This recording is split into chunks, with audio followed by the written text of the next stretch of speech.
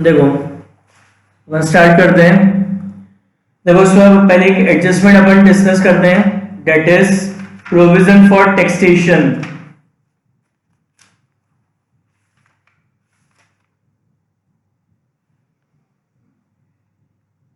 Topic अपन discuss कर रहे हैं प्रोविजन फॉर टैक्स। देखो प्रोविजन फॉर टैक्स में क्या है कि जैसे जब प्रोविजन फॉर टैक्स का क्वेश्चन में ओपनिंग बैलेंस गिवन हो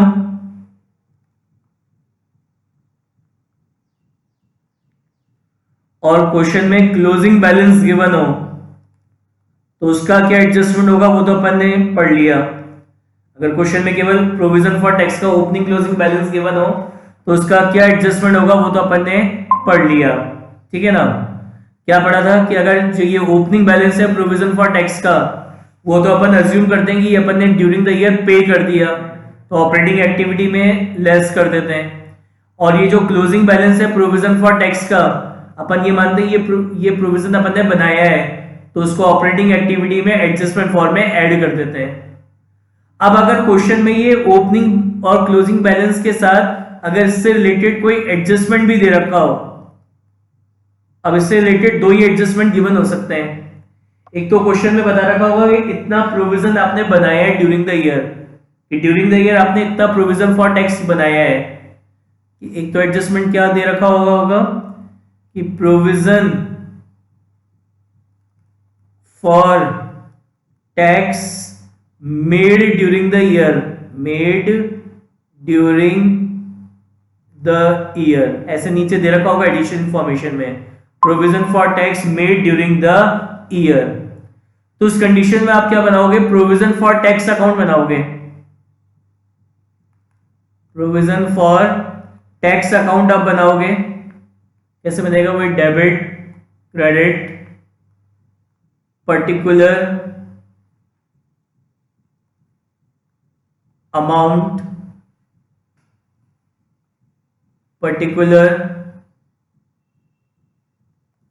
अमाउंट, ठीक है। तो आपको क्वेश्चन में ये ओपनिंग बैलेंस, ओपनिंग और क्लोजिंग बैलेंस तो गिवन है। अब ये प्रोविजन फॉर टैक्स आपकी क्या होती है, लायबिलिटी होती है, और लायबिलिटीज के कौन से बैलेंस होते हैं, क्रेडिट।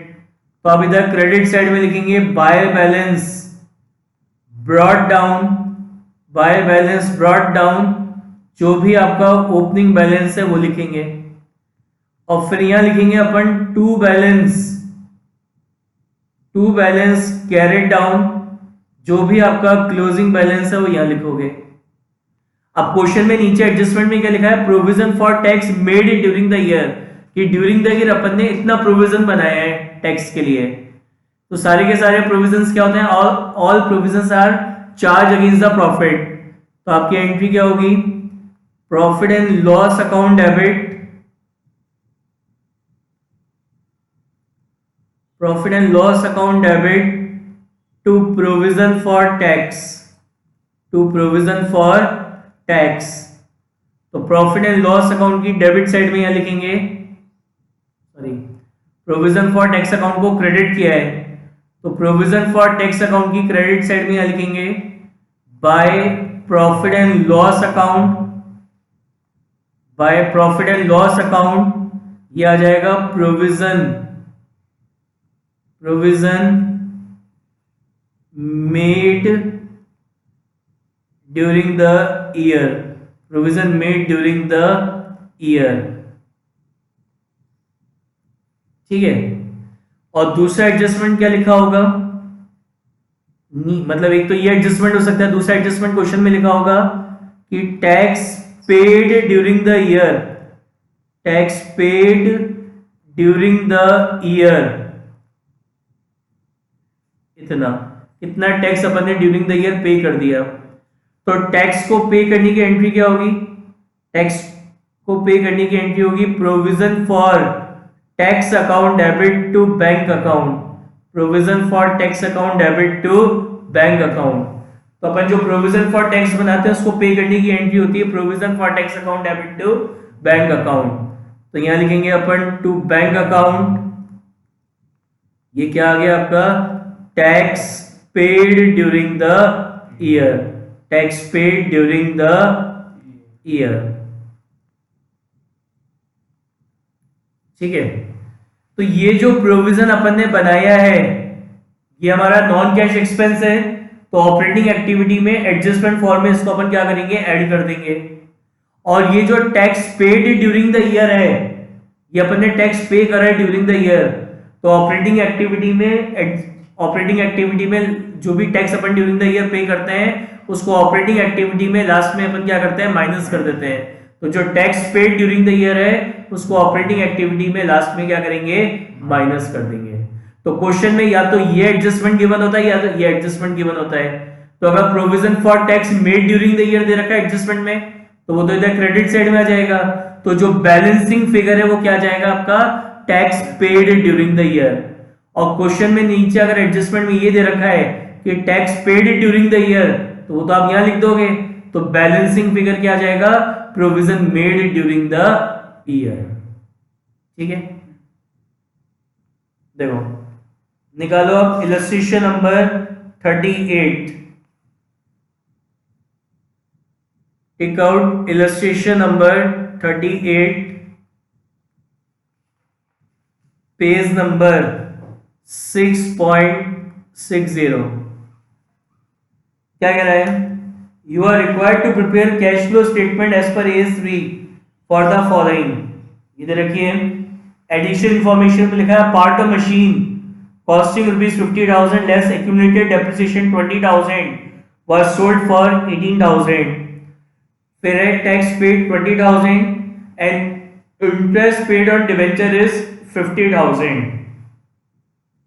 अब अपन को इसका क्या बनाना है, कैश फ्लो स्टेटमेंट बनाना है। तो यहां लिखेंगे अपन cash flow statement, cash flow statement particular amount, और यहां पे भी आएगा अमाउंट। यहां लिखेंगे अपन ए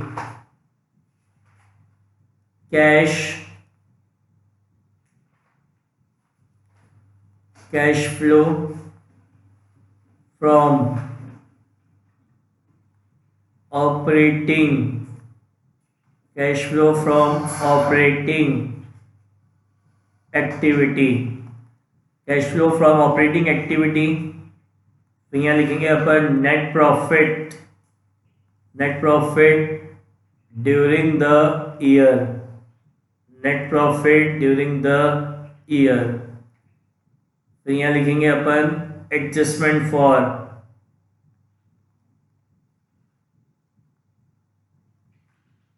फिर यहां लिखेंगे अपन एडजस्टमेंट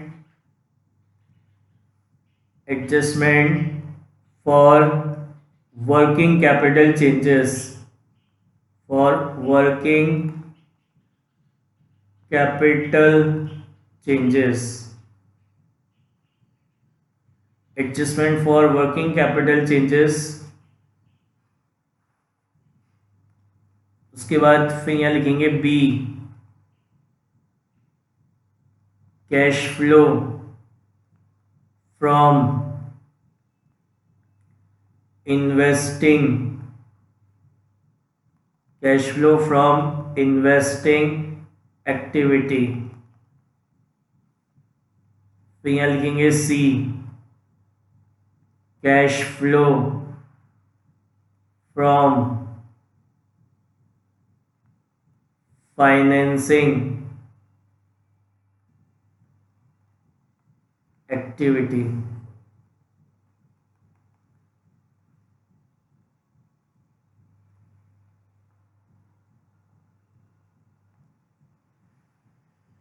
फिर यहाँ पे अपन बताएंगे कौन सा अकाउंट, प्लांट, इस पे तो प्लांट एंड मशीनरी पे एडजस्टमेंट है, तो एक तो ये बनेगा प्लांट एंड मशीनरी अकाउंट।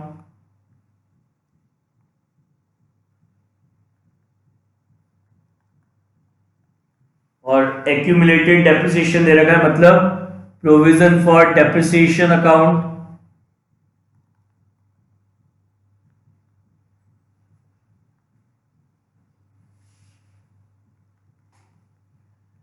और आपको प्रोविजन फॉर टैक्स दे रखा है, उसमें नीचे एडजस्टमेंट है, तो एक बनेगा आपका कौन सा, provision for taxation account.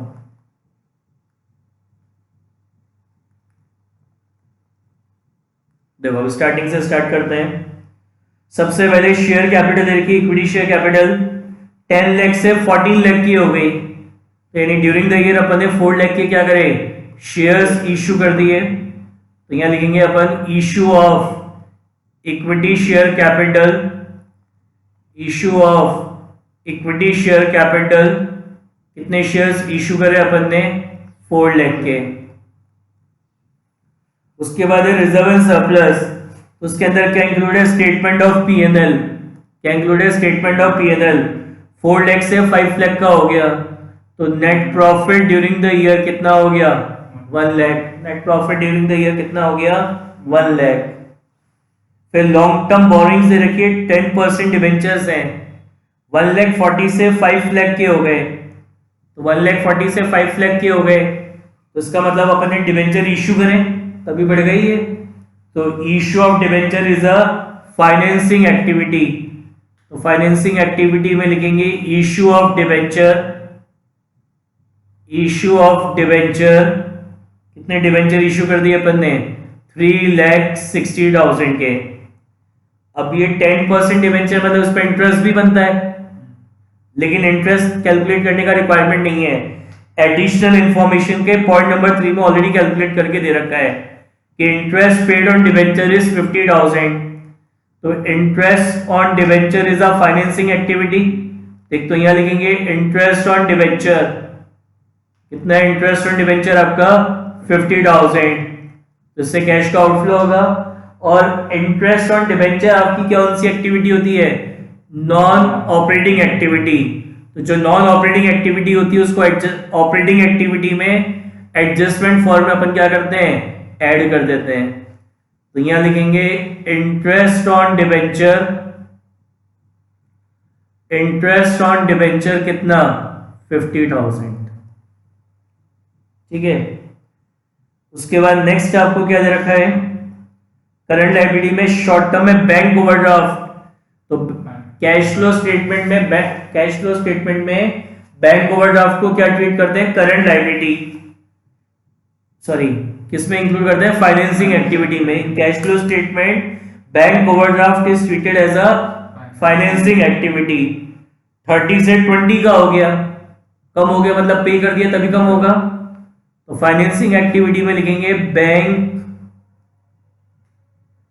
Overdraft paid, bank overdraft paid कितना है, बैंक ओवरड्राफ्ट कितना पे कर दिया अपन ने, 10,000 रुपीज का आउटफ्लो हो जाएगा। उसके बाद है ट्रेड पेबल 60 से 1 लाख का हो गया, तो वर्किंग कैपिटल चेंज में लिखेंगे increase in trade payable, increase in trade payable. तो ट्रेड पेबल आपकी करंट लायबिलिटी है, और करंट लायबिलिटी के इंक्रीज होने से वर्किंग कैपिटल क्या होगी, डिक्रीज होगी, वर्किंग कैपिटल डिक्रीज होगी। इसका मतलब आपने जो पैसा लगा रखा था आपको वापस मिल गया, कैश का क्या होगा, इनफ्लो हो जाएगा 40,000 का। फिर क्या है short term provision, short term provision के अंदर क्या इंक्लूड है, प्रोविजन फॉर टैक्सेशन, तो इसका एडजस्टमेंट है तो इसका अकाउंट बनाएंगे। तो दो साइड है, provision for taxation debit credit, liability है और लायबिलिटी का कौन सा बैलेंस होता है, क्रेडिट। तो यहां लिखेंगे by balance brought down, bye balance brought down. तो प्रोविजन फॉर टैक्स का ओपनिंग बैलेंस है कितना, 30,000, और यहां लिखेंगे टू बैलेंस कैरेट डाउन, इसका क्लोजिंग बैलेंस आपको दे रखा है कितना, 60,000। चलो एडजस्टमेंट भी कर लेते हैं साथ के साथ। पॉइंट नंबर 2 क्या लिखा है, टैक्स पेड इज 20,000। तो टैक्स को पे करने की एंट्री क्या होती है, provision for tax account debit to bank, provision for tax account debit to bank. तो यहां लिखेंगे टू बैंक अकाउंट, ये क्या आ जाएगा आपका, tax paid during the year, tax paid during the year. ये आ जाएगा आपका tax paid during the year कितना 20,000। 80 माइनस 30, 80 माइनस 30 कितना बचेगा 50। 80 माइनस 30 कितना बचेगा 50,000। तो ये कहलाएगा bye statement of profit and loss account, by statement of profit and loss account. ये अपन ने बैलेंसिंग फिगर निकाला है। ये क्या आ गया provision for tax made during the year, provision for tax made during the year, कि ड्यूरिंग द ईयर इतना प्रोविजन अपन ने बनाया है। ठीक है, तब क्या होगा, ये जो आपने प्रोविजन बनाया है 50,000 का, ये हमारा नॉन कैश एक्सपेंस है। तो ये नॉन कैश एक्सपेंस है, तो ऑपरेटिंग एक्टिविटी में एडजस्टमेंट फॉर्म में इसको ऐड कर देंगे। प्रोविजन फॉर टैक्स कितना निकला था बैलेंसिंग फिगर 50,000, कितना निकला था 50,000 ऐड कर देंगे। और जो ड्यूरिंग द ईयर अपन ने टैक्स पे करा है उसको ऑपरेटिंग एक्टिविटी में लास्ट में माइनस कर देंगे। Tax paid during the year, tax paid during the year, कितना टैक्स पे करा ड्यूरिंग द ईयर अपन ने 20,000 रुपीज का। ठीक है, उसके बाद नेक्स्ट क्या दे रखा है आपको, टेंजेबल असेट। टेंजेबल में क्या है, प्लांट एंड मशीनरी है और एक्यूमुलेटेड डेप्रिसिएशन है। तो इस पे एडजस्टमेंट है तो उसका भी अकाउंट बनाएंगे। तो प्लांट एंड मशीनरी एसेट है, एसेट का कौन सा बैलेंस होता है डेबिट। तो यहां लिखेंगे टू बैलेंस ब्रॉट डाउन, कितना है 10 लाख। और यहां लिखेंगे by balance carried down, closing balance है कितना 17,60,000। इसी तरीके से एक्यूमुलेटेड डेप्रिसिएशन दे रखा है। ये क्या है आपका प्रोविजन फॉर डेप्रिसिएशन, ये आपकी लायबिलिटी होती है, लायबिलिटी के क्रेडिट बैलेंस होते हैं। तो क्रेडिट साइड में लिखेंगे बाय बैलेंस ब्रॉट डाउन कितना 1 लाख। और यहां लिखेंगे to balance carried down, closing balance कितना है 1,60,000। अब क्या कह रहा है, पार्ट ऑफ मशीन कॉस्टिंग ₹50,000। एक मशीन जिसकी ओरिजिनल कॉस्ट है कितनी 50,000 है ओरिजिनल कॉस्ट। उस पे अपन ने डेप्रिसिएशन लगाया, तो लेस एक्यूमुलेटेड डेप्रिसिएशन, कितना लगाया उस पर डेप्रिसिएशन, अब तक उस पर 20,000 रुपीज का डेप्रिसिएशन लग चुका है। यानी इस मशीन की जो WDV है या यूं बोलो बुक वैल्यू है वो कितनी है 30,000 है 30,000। और इस 30,000 की बुक वैल्यू की मशीन को अपन ने सेल कर दिया, कितने में सेल कर दिया 18,000 में सेल कर दिया। तो यहाँ पे आपको 12,000 रुपीज का क्या हो रहा है लॉस हो रहा है। तो लॉस और सेल ऑफ मशीन कितना हो रहा है 12,000 रुपीज का। समझ में आई बात। एक मशीन जिसकी ओरिजिनल कॉस्ट क्या थी 50,000, उस पर अब तक डेप्रिसिएशन लग चुका है कितना 20,000 का। तो यानी इस मशीन की जो बुक वैल्यू है WDV है वो कितनी है 30,000। और इस 30,000 की बुक वैल्यू की मशीन को अपन ने सेल कर दिया कितने में 18,000 में। तो अपन को 12,000 रुपीज का क्या हो गया लॉस हो गया। अब क्या करेंगे इसकी अकाउंटिंग, क्या बताया था, जब provision for depreciation account open होता है और आप अपने असेट को सेल करते हो, तो जो असेट आपने सेल करा है उसका जितना भी डेप्रिसिएशन अब तक प्रोविजन अकाउंट में एक्यूमुलेट हो गया है वो सारा डेप्रिसिएशन प्रोविजन अकाउंट से निकालकर असेट अकाउंट में ट्रांसफर करते हैं। तो इस असेट पर अब तक कितना डेप्रिसिएशन लग चुका है 20,000 रुपीज का। ये कहां पे एक्यूमुलेट हो रहा है प्रोविजन अकाउंट में। तो प्रोविजन अकाउंट से निकालकर प्लांट एंड मशीनरी अकाउंट में ट्रांसफर करेंगे। तो एंट्री क्या हो जाएगी, provision for depreciation account debit to plant and machinery. तो यहां लिखेंगे to plant and machinery, to plant and machinery कितना 20,000, और प्लांट एंड मशीनरी अकाउंट की क्रेडिट साइड में लिखेंगे by provision for depreciation account, by provision for depreciation account कितना 20,000। अब अपन ने इसको कितने में सेल करा, 18,000 में सेल करा, तो सेल करने की एंट्री क्या होगी, bank account debit to plant and machinery. तो प्लांट एंड मशीनरी अकाउंट की क्रेडिट साइड में आ जाएगा बाय बैंक अकाउंट, ये क्या आ गया आपका sale of plant and machinery. कितने में सेल कराए, 18,000 में सेल कराएगा, और सेल करने से आपको 12,000 का लॉस हो गया, तो इस लॉस को कहाँ ट्रांसफर करेंगे, पीएनएल में। तो एंट्री हो जाएगी statement of profit and loss account debit to plant and machinery. तो प्लांट एंड मशीनरी अकाउंट की क्रेडिट साइड में आ जाएगा by statement of profit and loss account, by statement of profit and loss account, ये क्या है आपका loss है, loss on sale of plant and machinery. कितने का लॉस हो रहा है, 12,000 रुपीज का। समझ में आ गया है। अब इसका जो बैलेंसिंग फिगर है वो आ जाएगा to bank account, balancing figure, ये क्या कहलाएगा आपका purchase of plant and machinery, purchase of plant and machinery, balancing figure. तो ये आ जाएगा balancing figure purchase of plant and machinery, कितना आ रहा है 8,10,000, और ये आ जाएगा बैलेंसिंग फिगर क्या by depreciation, by depreciation balancing figure कितना आ रहा है 80,000। ये क्या आ गया current year depreciation on remaining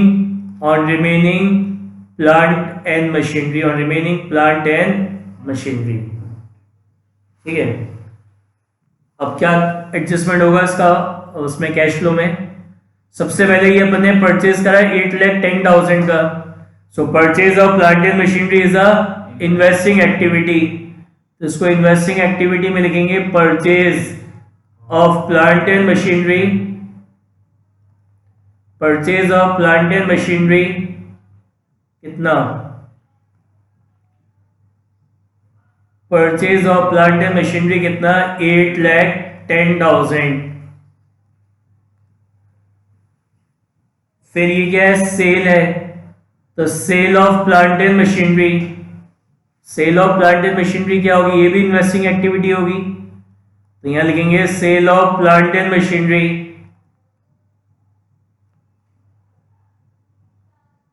cell of plant and machinery कितनी है 18,000। उसके बाद फिर ये क्या था लॉस है, loss on sale of plant and machinery 12,000, ये हमारा नॉन ऑपरेटिंग एक्सपेंस है। तो जो नॉन ऑपरेटिंग एक्सपेंस होता है उसको एडजस्टमेंट फॉर्म में क्या करते हैं ऐड कर देते हैं, तो यहां लिखेंगे loss on sale of plant and machinery, तो loss on sale of plant and machinery कितने का लॉस हो रहा था 12,000 रुपीज का, 12,000 का। और क्या था ये 80,000 क्या था, ये आपके करंट ईयर का डेप्रिसिएशन था, ये आपका करंट ईयर का डेप्रिसिएशन है, ये आपका ये क्या आपका नॉन कैश एक्सपेंस है, तो नॉन कैश एक्सपेंस है तो इधर एडजस्टमेंट फॉर्म में ऐड कर देंगे depreciation on plant and machinery कितना है 80,000। हो गया सारा एडजस्टमेंट, ये ऑपरेटिंग इन्वेस्टिंग में चला गया, ये इन्वेस्टिंग में चला गया, इसको ऑपरेटिंग में ऐड कर दिया और इसको भी ऑपरेटिंग में ऐड कर दिया। Now next,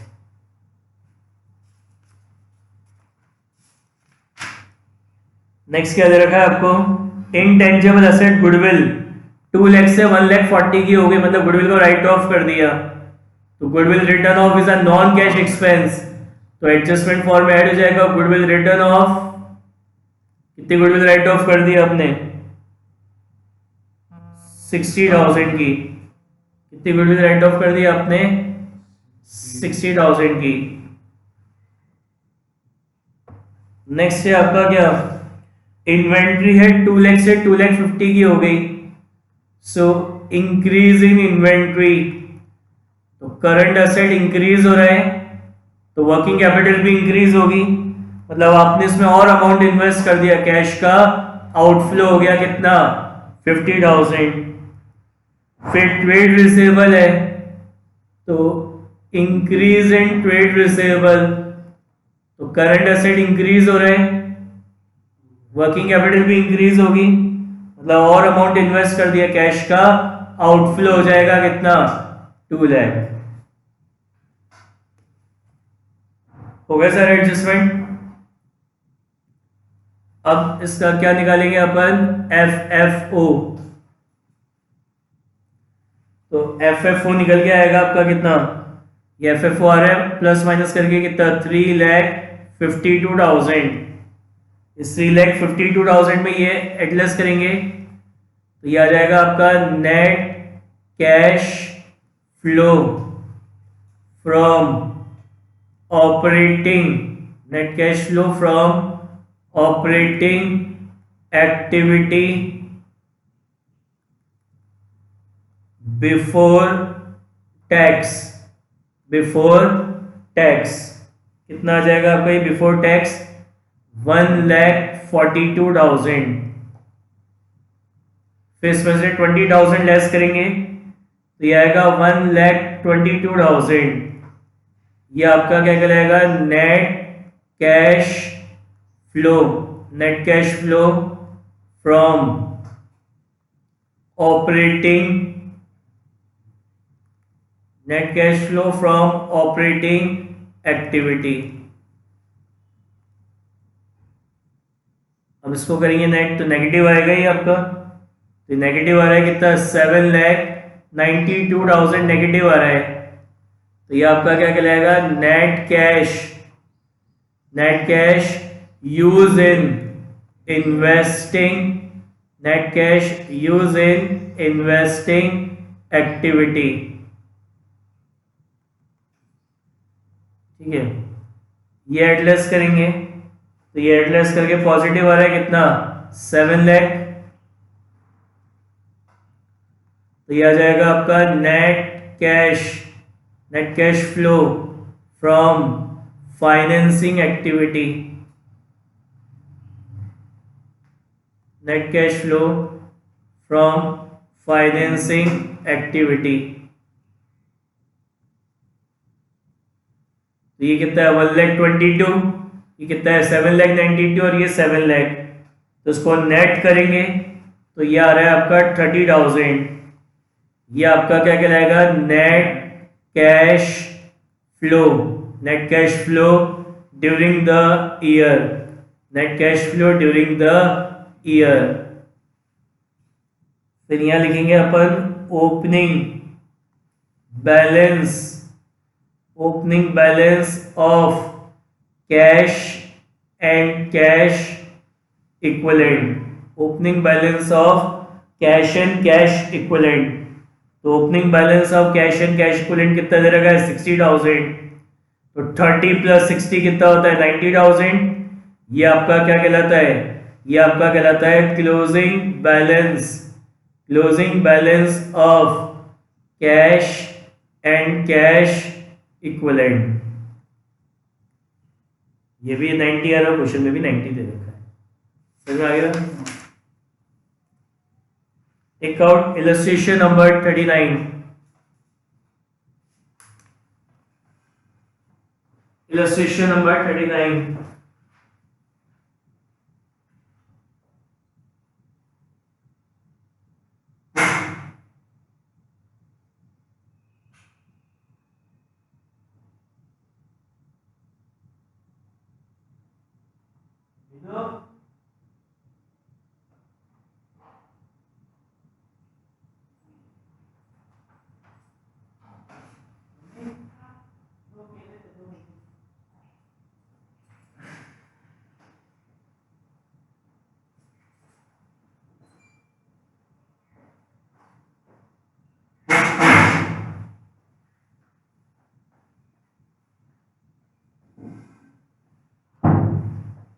yes.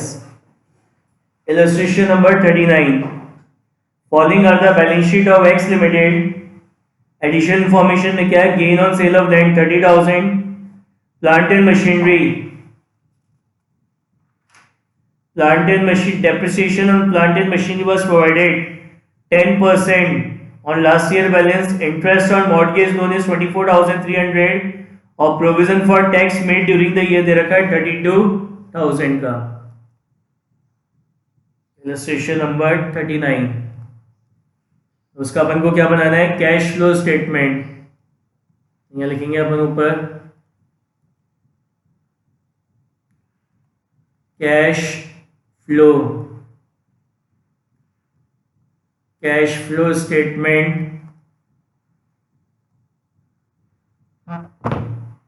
पर्टिकुलर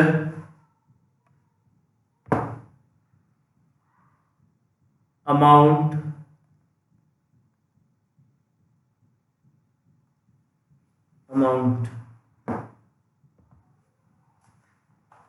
यहाँ लिखेंगे अपन A, cash flow from operating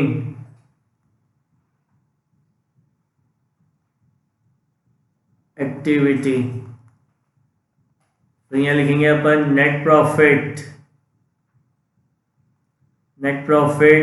during the year, यहाँ लिखेंगे अपन एडजस्टमेंट फॉर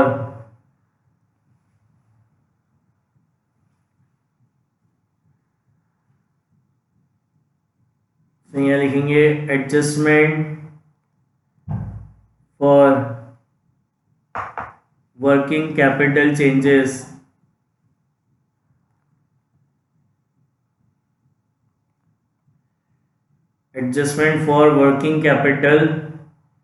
चेंजेस,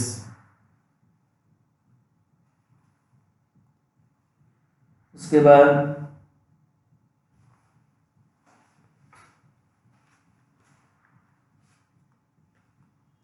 अपन लिखेंगे बी,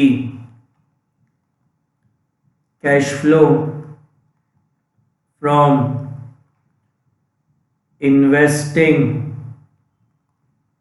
एक्टिविटी,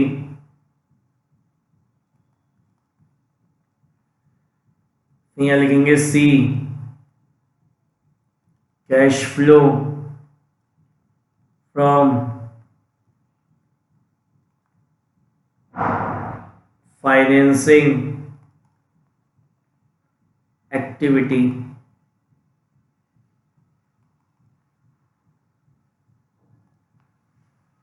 और फिर यहाँ पे जिस जिसके एडजस्टमेंट हो सबके अकाउंट बनेंगे।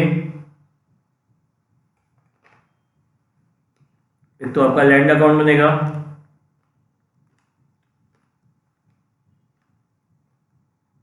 एक आपका प्लांट एंड मशीनरी अकाउंट बनेगा,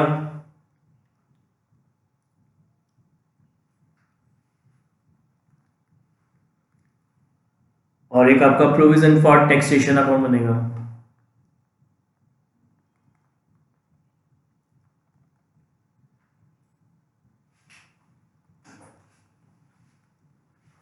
देखो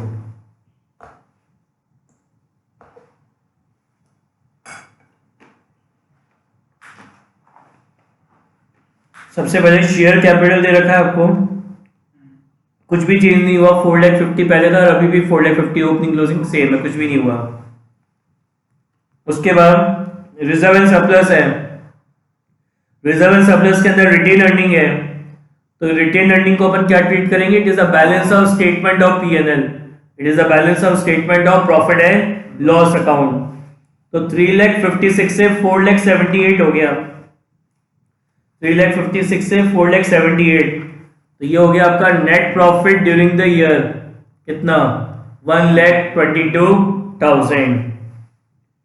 उसके बाद लॉन्ग टर्म बोरिंग है, इसके अंदर मॉर्गेज लोन है, तो मॉर्गेज लोन पहले तो नहीं था और अब 1,70,000 का हो गया, यानी ड्यूरिंग द ईयर अपन ने लोन ले लिया, तो loan taken is a financing activity. तो यहाँ लिखेंगे mortgage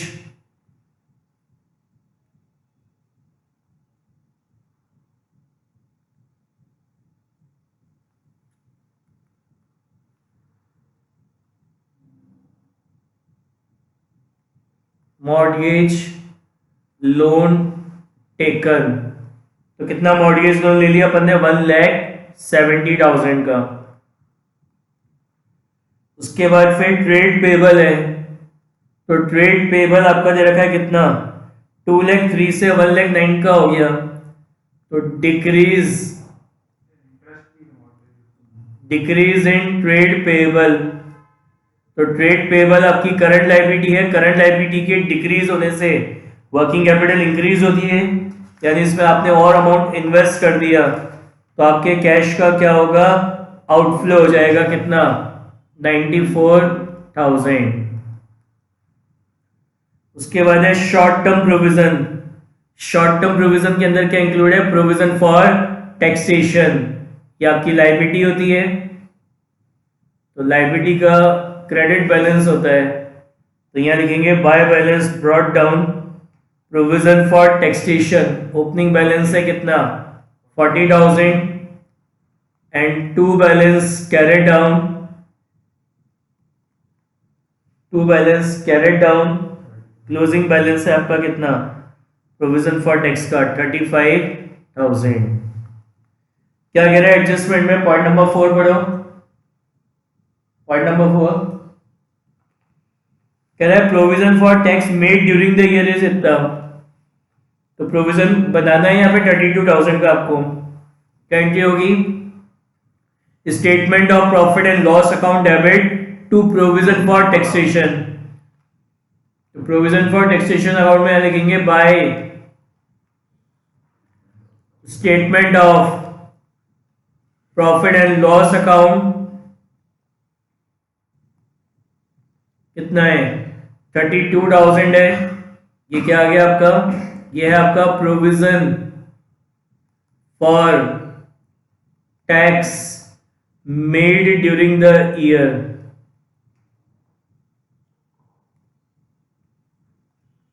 made during the year, तो आपका जो बैलेंसिंग फिगर है, ये बैलेंसिंग फिगर आ जाएगा आपका टैक्स, ये बैलेंसिंग फिगर आ रहा है 37,000। बैलेंसिंग फिगर ये आ रहा है, बैलेंसिंग फिगर है 37,000। ये आपका कहलाएगा टू बैंक अकाउंट, ये आपका क्या कहलाएगा? ये आपका कहलाएगा tax paid during the year, tax paid during the year, tax paid during the year 37,000। तो ये जो आपने प्रोविजन बनाया है 32,000 का, ये आपका नॉन कैश एक्सपेंस है, तो ऑपरेटिंग एक्टिविटी में एडजस्टमेंट फॉर में ऐड कर देंगे प्रोविजन फॉर टैक्स, कितना है? 32,000, ठीक है ना। और जो टैक्स आपने पे करा है उसको लास्ट में माइनस कर देंगे, tax paid during the year, tax paid during the year, कितना टैक्स पे कर रहा है ड्यूरिंग द ईयर? अपन ने बैलेंसिंग फिगर निकाला था अपन ने, कितना था ये? 37,000। तो यहां लिखेंगे tax paid during the year 37,000। ये हो गया। अब इधर आ जाओ नॉन करेंट एसेट में। टेंजेबल एसेट है, टेंजेबल एसेट के अंदर लैंड दे रखी है, तो उस पर एक एडजस्टमेंट दे रखा है, तो इसलिए लैंड अकाउंट बनाएंगे। असेट है, असेट के डेबिट बैलेंस होते हैं, तो यहां लिखेंगे टू बैलेंस ब्रॉट डाउन, तो लैंड अकाउंट का ओपनिंग बैलेंस है कितना? 2,50,000 and by balance carried down, by balance carried down, तो लैंड अकाउंट का क्लोजिंग बैलेंस है कितना? 1,40,000, 1,40,000। अब क्या एडजस्टमेंट है? Gain on sale of land is 30,000, land को सेल करने से प्रॉफिट हुआ 30,000 का, ये कहाँ ट्रांसफर होगा? पीएनएल में। जो भी प्रॉफिट लॉस होता है फिक्स एसेट को सेल करने को पीएनएल में ट्रांसफर होता है। क्या एंट्री होगी? Land account debit to statement of profit and loss account, to statement of profit and loss account. ये क्या है आपका?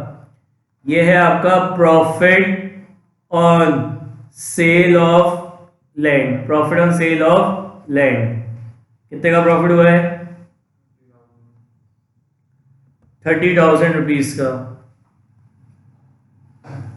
ठीक है, तो ये जो बैलेंसिंग फिगर है इधर आ जाएगा bye bank account balancing figure. तो लैंड अकाउंट का जो बैलेंसिंग फिगर है ये आ रहा है 1,40,000।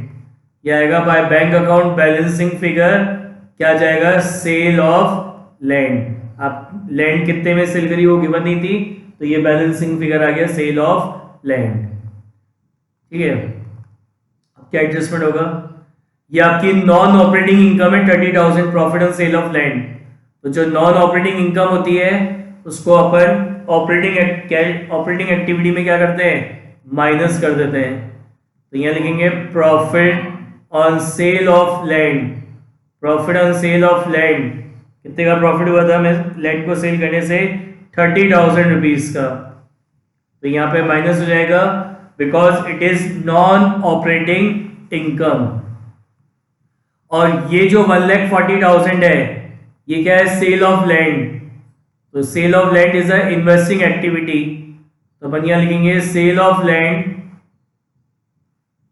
कितने में सेल करिए अपन ने लैंड? 1,40,000 रुपीज में। ठीक है, लैंड पे एडजस्टमेंट हो गया। नेक्स्ट आपको क्या दे रखा था? प्लांट एंड मशीनरी दे रखी थी, तो उस पर भी एडजस्टमेंट है। तो प्लांट एंड मशीनरी का ओपनिंग बैलेंस है कितना? 1,50,000। तो असेट है, असेट का डेबिट बैलेंस होगा। तो यहाँ लिखेंगे by two balance brought down. तो प्लांट एंड मशीनरी का ओपनिंग बैलेंस है कितना? 1,50,000 and by balance carried down. By balance carried down, इसका क्लोजिंग बैलेंस आपको दे रखा है कितना? 1,80,000। ठीक है, क्या कह रहा है एडजस्टमेंट? पॉइंट नंबर 2 कह रहा है depreciation on plant and machinery was provided 10% on last year balance. तो लास्ट ईयर का बैलेंस कितना है? 1,50,000। कह रहे हैं इस पर 10% डेप्रिसिएशन प्रोवाइड करवाना है, कितना? 15,000 का। तो क्या एंट्री होगी? Depreciation account debit to plant and machinery. तो प्लांट एंड मशीनरी अकाउंट की क्रेडिट साइड में लिखेंगे by depreciation account. By depreciation account कितना? 15,000। ठीक है, और ये जो प्लांट एंड मशीनरी अकाउंट है, इस प्लांट एंड मशीनरी अकाउंट का बैलेंसिंग फिगर यहां पे आ जाएगा to bank account balancing figure. कितना आ रहा है? प्लांट एंड मशीनरी का 45,000। ये क्या कहलाएगा आपका? ये कहलाएगा आपका purchase of plant and machinery. Purchase of plant and machinery 45,000। तो ये जो 15,000 का डेप्रिसिएशन है इसको अपन ऑपरेटिंग एक्टिविटी में एडजस्टमेंट फॉर्म में ऐड कर देंगे। तो यहां लिखेंगे depreciation on plant and machinery कितना है? 15,000 है। और ये जो परचेज करी है 45,000 की, इसको यहां लिखेंगे इन्वेस्टिंग एक्टिविटी में purchase of plant and machinery. Purchase of plant and machinery कितना था balancing figure? Purchase of plant and machinery 45,000। इससे कैश का आउटफ्लो हो जाएगा। हो गया ये एडजस्टमेंट प्लांट एंड मशीनरी का। नेक्स्ट आपको इनटेंजिबल एसेट दे रखे हैं, उसके अंदर गुडविल है। गुडविल 50 से 60 की हो गई, तो यहां लिखेंगे purchase of goodwill. Purchase of goodwill, कितनी गुडविल परचेज करी आपने? 10,000 की। तो इससे कैश का क्या होगा? आउटफ्लो हो जाएगा 10,000। Purchase of goodwill is a investing activity. ठीक है, उसके बाद नेक्स्ट क्या दे रखा है आपको? Current investment. तो ये किस में आते हैं आपके, कैश एंड कैश इक्विवेलेंट में। किस में आते हैं आपके, कैश एंड कैश इक्विवेलेंट में। तो ओपनिंग बैलेंस और closing balance, current investment, opening balance कितना है 78, क्लोजिंग बैलेंस कितना है 70,000। इन्वेंट्री है, इन्वेंट्री है 2,15 से 1,70,000 की हो गई। So decrease in inventory, current asset decrease हो रहा है, वर्किंग कैपिटल भी डिक्रीज होगी, यानी जो अमाउंट आपने वर्किंग कैपिटल में इन्वेस्ट कर रखा है वो आपको वापस मिल गया, यानी कैश का इनफ्लो हो गया कितना 45,000। उसके बाद नेक्स्ट क्या है आपका, ट्रेड रिसीवेबल 2,10,000 से 4,15,000 हो गया। तो increase in trade receivable, current asset increase हो रहा है तो वर्किंग कैपिटल भी इंक्रीज होगी, मतलब जो अमाउंट आपने वर्किंग कैपिटल में इन्वेस्ट किया था, मतलब आपने और अमाउंट वर्किंग कैपिटल में इन्वेस्ट कर दिया, यानी कैश का क्या हो गया, आउटफ्लो हो गया कितना 2,45,000। ठीक है, ये हो गया। फिर है cash at bank, cash and bank. तो कैश एट बैंक है तो उसका ओपनिंग बैलेंस कितना है 96,000 और क्लोजिंग बैलेंस कितना है 1,67,000। टोटल करेंगे तो opening balance of cash and cash equivalent कितना होगा 1,74,000 और closing balance of cash and cash equivalent कितना हो रहा है 2,37,000। ठीक है, अब पॉइंट नंबर 1 हो गया, पॉइंट नंबर 2 हो गया। Point number 3, interest paid on mortgage loan 24,300। तो इंटरेस्ट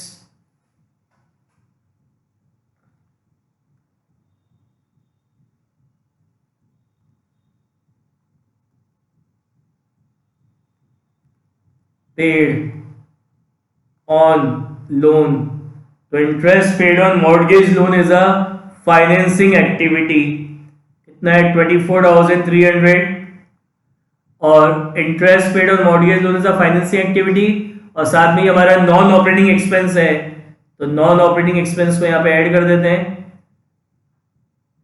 तो interest paid on mortgage loan, कितना है interest paid on mortgage loan 24,300। ये हमारा क्या है नॉन ऑपरेटिंग एक्सपेंसेस, इसको यहाँ पे क्या करेंगे अपन ऐड कर देंगे। हो गया सारा एडजस्टमेंट।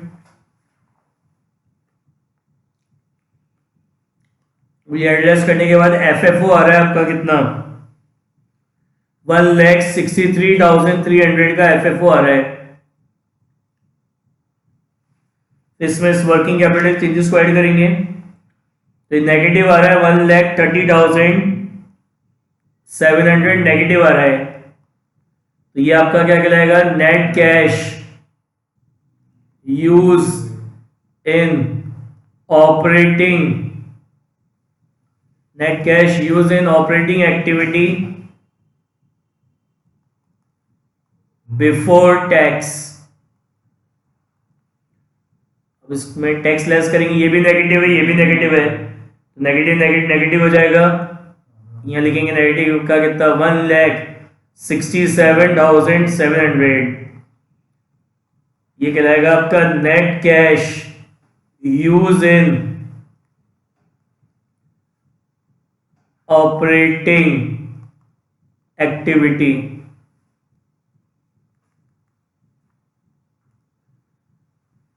उसके बाद ये अपन एडजस्ट करेंगे तो ये आ रहा है आपका 85,000। तो ये आपका क्या रहेगा net cash flow, net cash flow from investing activity.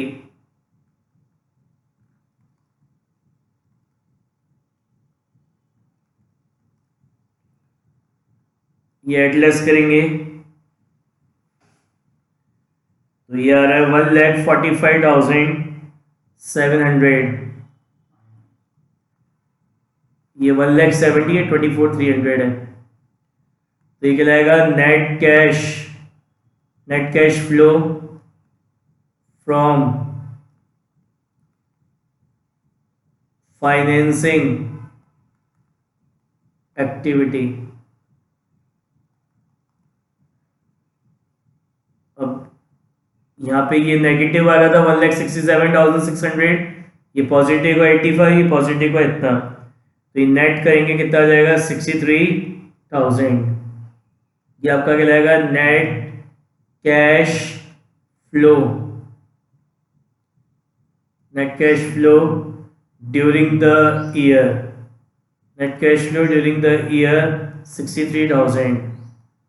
फिर यहाँ लिखेंगे अपन opening balance of cash and cash equivalent. तो opening balance of cash and cash equivalent कितना है 1,74,000।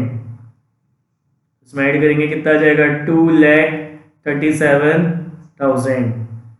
ये क्या कहलाएगा आपका closing balance of cash and cash equivalent 2,37,000। समझ में आया?